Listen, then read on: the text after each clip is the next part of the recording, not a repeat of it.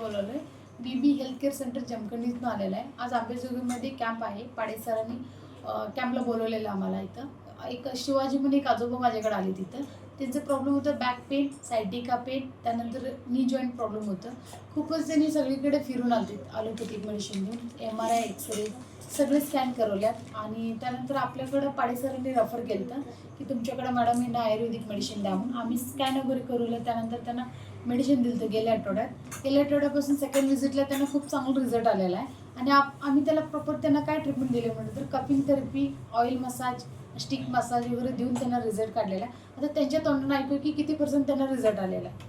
नमस्ते आजोबा, की तुम्हाला आता ट्रीटमेंट घेतल्यापासून कसं वाटायला लागले? आता थोडा आराम वाटायला, आराम वाटायला लागले. 25% फरक पडला. 25% फरक पडला. चालता येत नव्हतं, थोडं चालता येईल या लागले. आता माझ्या इथे नस दबलेल्याचा प्रॉब्लेम होता. थोडी रक्तवाहिनी खूप बंद पडलेली होती, ती थोडी चालू झालेली आहे. 100% काही नाही, पण 25% फरक पडला.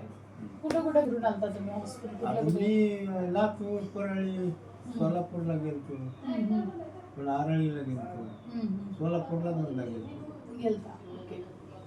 MRI केले आहेत मी, सगळे फाईल आहेत माझ्याकडे, पण काही फरक कुठं पडला नाही. आता पाडे सरांनी तुम्हाला आमच्याकडे रेफर केल्यापासून थोडा फरक पडला नव्हता? 25% फरक पडलाय. झोप वगैरे चांगली लागते ना तुम्हाला? भूक वगैरे लागते? ठीक आहे. काही साईड इफेक्ट वगैरे काय वाटले नाही ना तुम्हाला?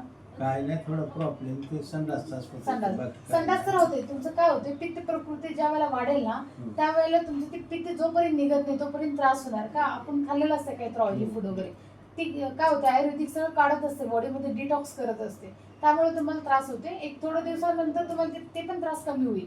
आता तुमचं मेजर प्रॉब्लेम आहे बॅक पेन, कमरेचा पायाचा प्रॉब्लेम आहे, ते तर केवळ होते. हे काय करा तुम्ही, सकाळी 1 ग्लास संध्याकाळी 1 ग्लास गरम पाणी प्या. ऑटोमॅटिक तुमचा हे प्रॉब्लेम सॉल्व्ह होऊन जातो. काय टेन्शन होऊ नका. ते कमी होते.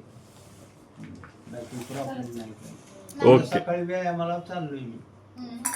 व्यायामला जाताय का? म्हणजे तुमच्या ट्रीटमेंट पासून चाललोय. अगोदर जातच नव्हता, चालायच येत नव्हतं, असं होत होतं. ओके. ते आता सध्या जे आहे ते थोडं उभा राहता येईल, पण एक रुपयाचे रोग आहे, 25% म्हणजे 4 आणि फरक पडलाय. छान छान छान. चलायला यायला की चलायला जावं वाटते, नाही चलायला यायला बसायचं ना. चांगलं अर्धा मैल चालायला. छान झालं, छान छान मस्त. थँक्यू आजोबा.